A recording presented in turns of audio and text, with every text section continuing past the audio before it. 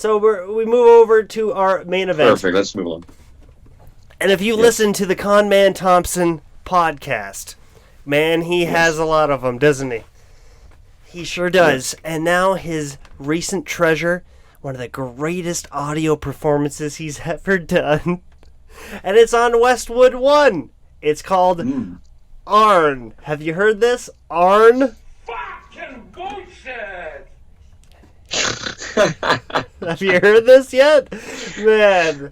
Oh, man. If I can hear it, listen, I'm a big Arn Anderson fan. Let me preface this by saying that. We all are. I watched many episodes of WCW Saturday Night at 6:05 where Arn Anderson was on them.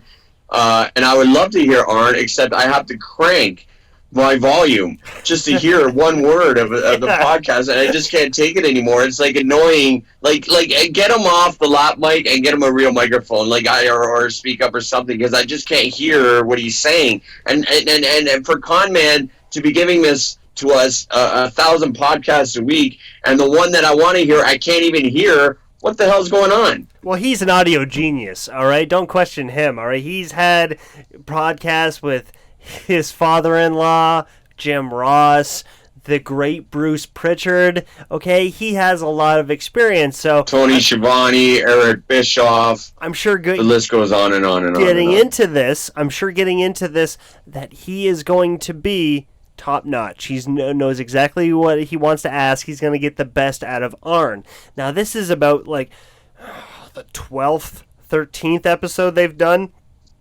So, of course, they have to do something current and relevant while Arn was an agent. And this is the Elimination Chamber 2018. Now, you can only imagine how good that is. You talk about how great Ronda Rousey is. Oh boy, did I have a lot of fun with this. And I'm having a lot of fun listening to these wrestling podcasts again. I had to stop because goddamn are they toxic. But listening to this shit makes me feel happy. Is that sadistic? Is that weird? I don't know. What I find with the Arn Anderson, if you go down the podcast selection, if you go to the Arn podcast, podcast and look at everything, a lot of it is just ask Arn anything. It's like every second episode is ask Arn anything. So to me, my question is Conman just mailing it in at this point, where he's not even researching the content, he's not dissecting any shows anymore with Arn. He's just opening it up to his Twitter account and literally reading questions from his Twitter and asking Arn online instead of then they could just type this out. Oh, yeah. From day one, that's what he was doing.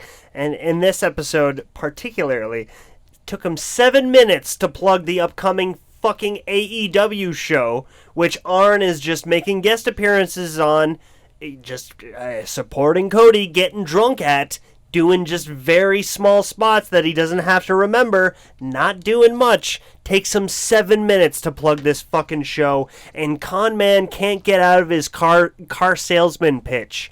Alright, he's in this car salesman mode where he has to talk in paragraphs. It's fucking exhausting. And of course it goes over Arn's head. Listen to this. Some violence, and man, we got that in spades, and it all comes to a head this weekend. MJF, Cody Rhodes. This is what Cody's been looking forward to since Baltimore, is it not? Yes, it is. And before we go forward, I've been dropped on my head a few times. Kenny Omega is another one of those guys that has been here from the very beginning, is in a position to make a difference in the company, and he's doing a hell of a job. And I just forgot. I had a brain fart. I apologize for that. I try to include everybody in, and now we can move forward.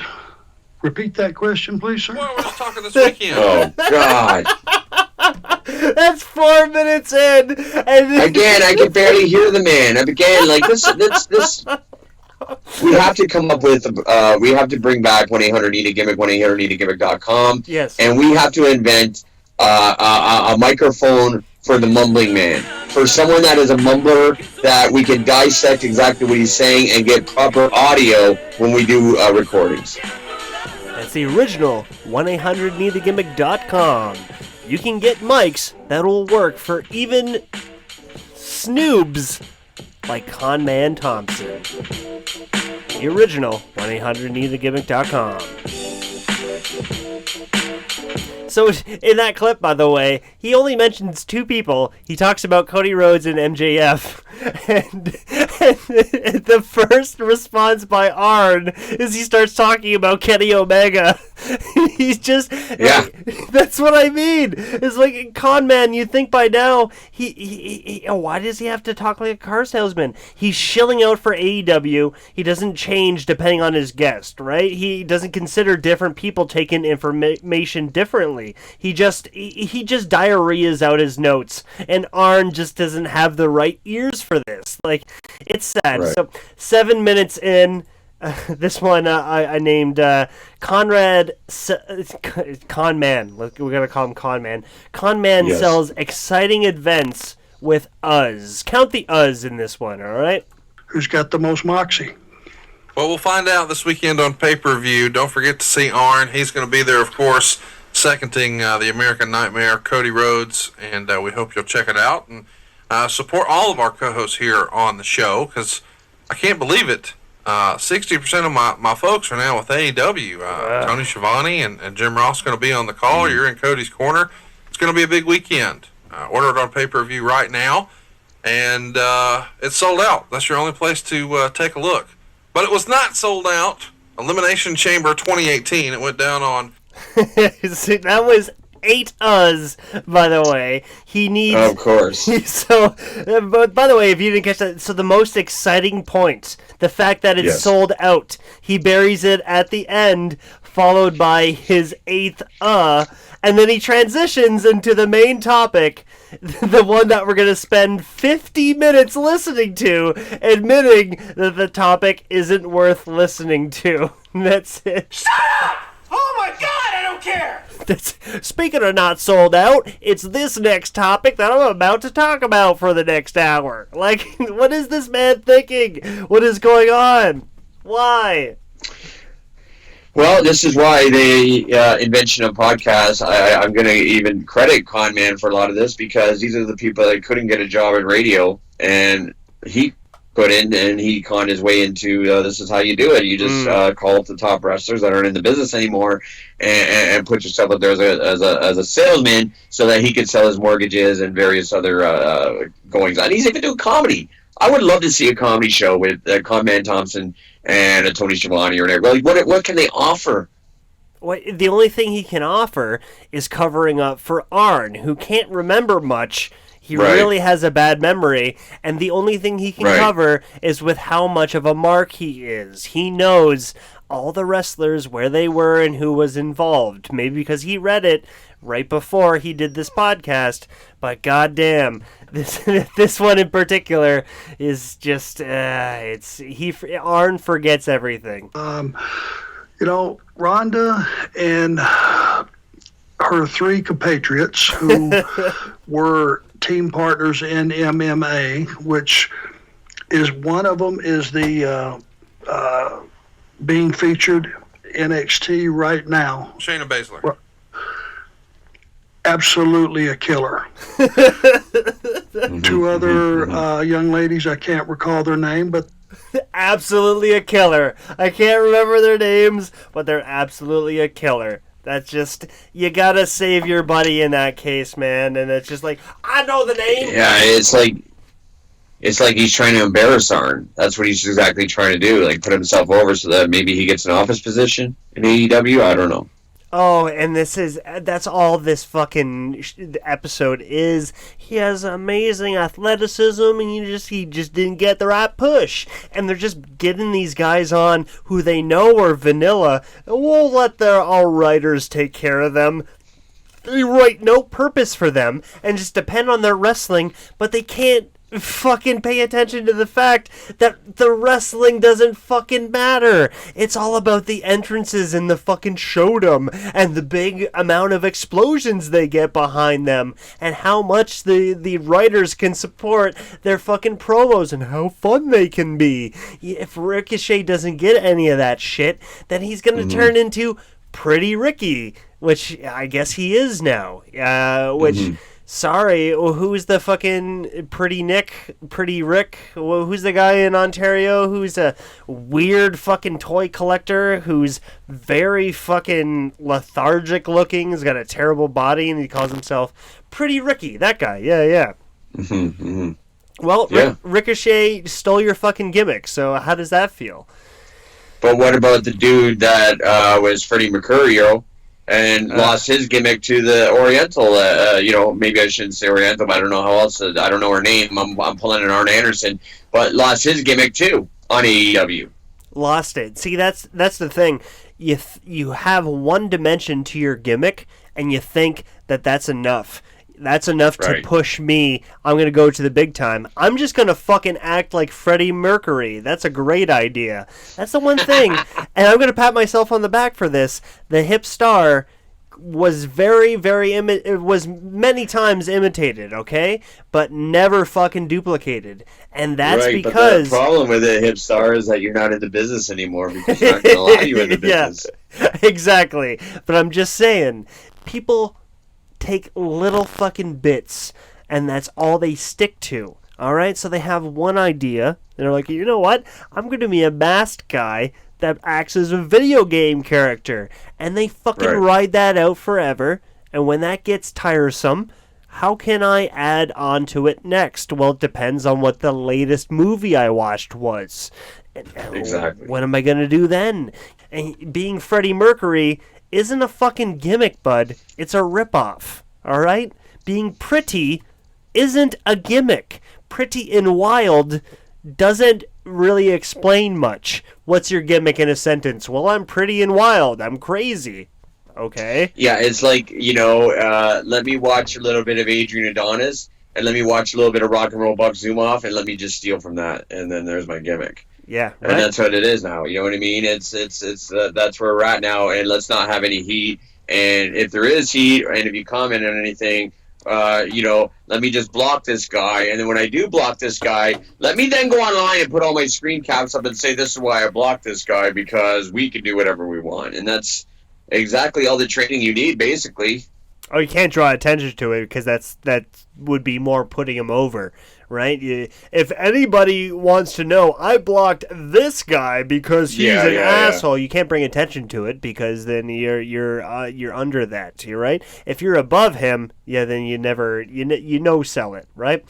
Very true. Very true. Here's something to make you sick. In case you wanted to know who Conman is, well, this is Conman in Arn's eyes, all right? And it's very sad because you and I just agreed Arn would make great potential for a good podcast, right? He would have interesting talking points, great experiences and all that shit, but he is completely pandering in this entire fucking show, not even this episode, pandering for his job back. It's very unfortunate. I just heard this today. Apparently he lost his job because he let fucking Alicia Fox drunk in the ring, and he got fired for that. You can't do that. Right? You can't do that stuff. He got fired for that. That's the number one no in wrestling.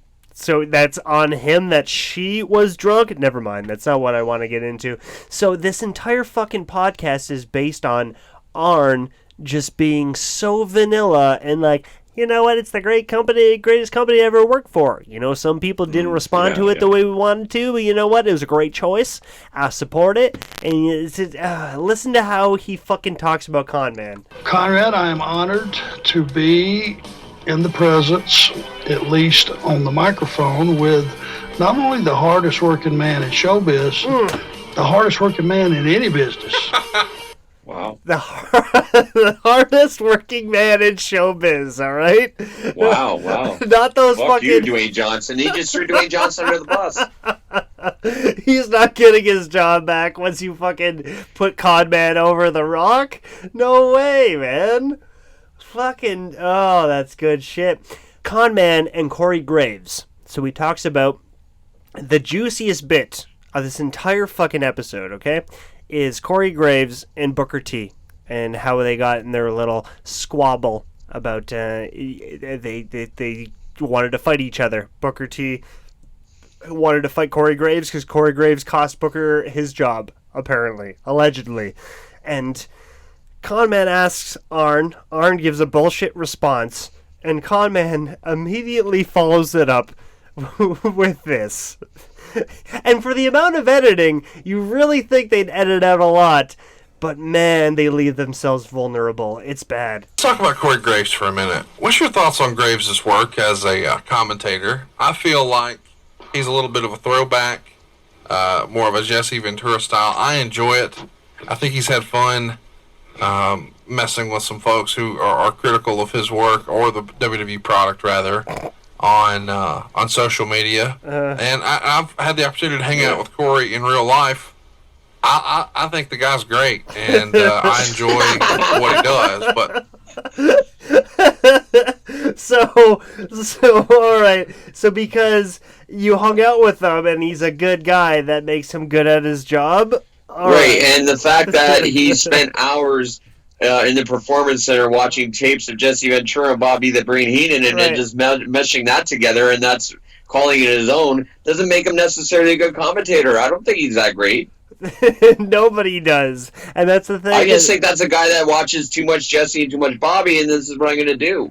I think it's transparent. Everybody has that same opinion, and so does Conman deep inside. And the fact that he can't show his true roots, it's sad. It really, really is sad. Here is Arn. Oh my God, I named I named this Arn Goes John Madden, and this is Arn. Conman asked the idea behind why Seth Rollins was in the Elimination Chamber and why he was in it for so long.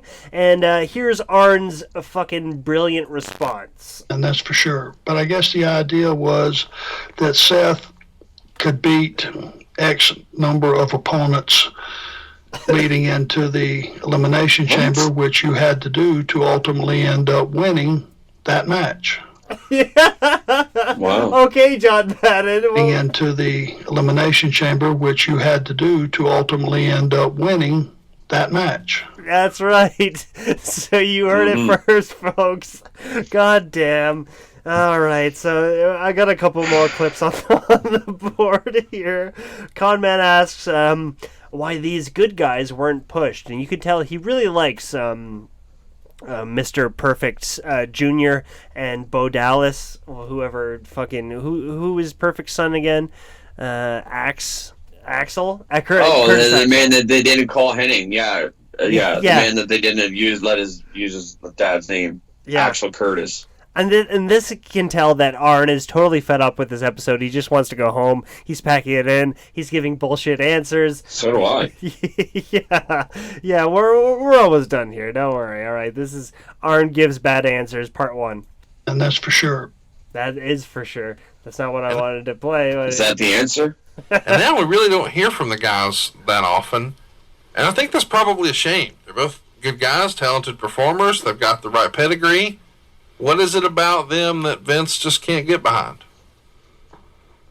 He didn't see anything in them. You didn't see anything in them. Thanks, Arn. Wow. That's the thing. Like we have to develop. They do have Ask Arn Anything, and we have to pull the bad answers that Arn has and put them up every week if the listeners can understand it. And even speaking of Corey Graves, that's another one. And I don't care if I get blackballed for this. The worst podcast I ever heard is Corey Graves, and he's got a WWE production where he's interviewing and trying to advance business for the next pay-per-view or whatever, if that's even available anymore. And then ending it with game shows, and I'm just like, oh, what is this? It's like people that couldn't get jobs in radio are putting podcasts up, and podcasts are driving radio out of business. And now it's just everybody, like we say, can do whatever we want. It's just a bunch of fluff out there. That doesn't age well, man.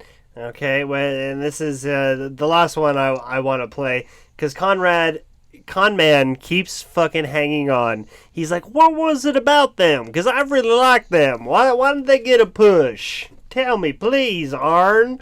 He's trying to get heat on Arn. What do you think it is? Do you think it's Vince didn't like their look? Vince didn't like their ring gear? Vince didn't like their promos? Vince didn't like their in-ring work? Because, just based on their pedigree, you would think, man, he's going to go with these guys. You'll have to ask him. It could have been one of those things or all of those things. Yeah, Conman. I'm sure it was their fucking gimmicks. It was their tights. They didn't look pretty enough. And that was Arn's effort to how, you just have to ask him, can I go home now? Well, that just tells me the old adage that you can't work a worker. It seems to me like Conman, was trying to throw Arn under the bus, trying to get a heated answer for clickbait, and Arn wasn't giving it to him. One thing I'm grateful for is coming back to Conman podcasts to purposely hate them. And I think you, the listener, needs to know that what you're taking in, it makes for absolutely no knowledge. It's making you stupider. And I do not think you can afford to be as stupid and simple as the Conman over here. Watch one wrestling TV program per week. Any more is hazardous to your health. And don't bother with the excess around it, okay? Like this shit. Unsubscribe to Conman Thompson, please. And subscribe to the fucking National Geographic. Animal Facts makes for much more interesting Nobody's going to do that, Zach. You know nobody's going to do that. Oh. This is Tonight on HipStar Tonight, the live audio show. Brought to you by the original 1-800-NEED-A-GIMMICK.com. Starring the hipstar, Zach Atticus, and the infamous Jay Moore. Executive produced by Chris DiCarlo. And wrestling fans just like you. If you have seen this man, Topher Whiteman, please report your sightings immediately to millhip.rocks/hipstar and please use #FindTopher on all of your social media. We are very worried and love him very much. All this and more tonight on HipStar Tonight. You suck. No one's gonna listen to this shit.